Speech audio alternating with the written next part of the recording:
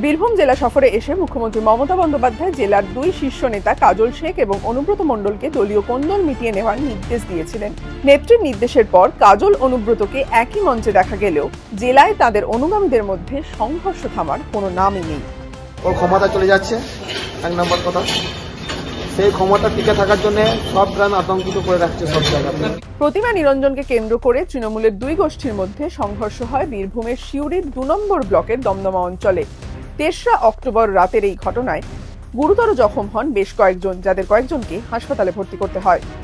অভিযোগ, বীরভূম জেলা পরিষদের সভাধিপতি কাজল শেখের অনুগামী দলের সিউড়ি ব্লকের সভাপতি নুরুল ইসলামের লোকজনেরা বহিরাগতদের নিয়ে অনুব্রত মণ্ডলের অনুগামীদের ওপর হঠাৎই হামলা চালায়। বিসর্জনের সঙ্গে সঙ্গে ওরা যে ওরকম যে সেজে রেডি হয়ে থাকবে আমরা বুঝতে পারিনি, মারধর করার জন্য। আমরা নাচতে এসেছি, এমনি আমাদের বিসর্জন চলে আনন্দ করতে এসেছি, নাচানাচি করতে এসেছি। ওরা যে ওরকম ভাবে মারামারি করবে আমরা বুঝতে পারিনি। নুরেলের লোক এসে মারামারি করেছে।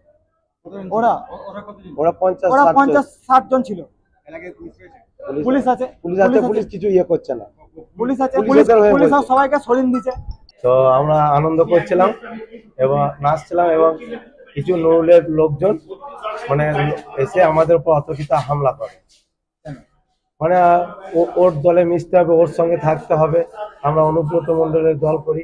বিসর্জনের ওইটাই পার্টিগত চলে আসছে যে না, ওদিকে আনন্দ করতে দেওয়া যাবে না, ওরা বকুলের লোক, ওদিকে আনন্দ করতে দেবে না, ওদিকে মেরে পার করে দেয়। সংঘর্ষে বেশ কয়েকজনের মাথা ফেটে যায়।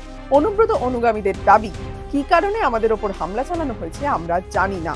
যদিও পুরো ঘটনার অভিযোগ সম্পূর্ণ অস্বীকার করেছে কাজল অনুগামী হিসেবে পরিচিত নুরুল ইসলামের লোকজনেরা।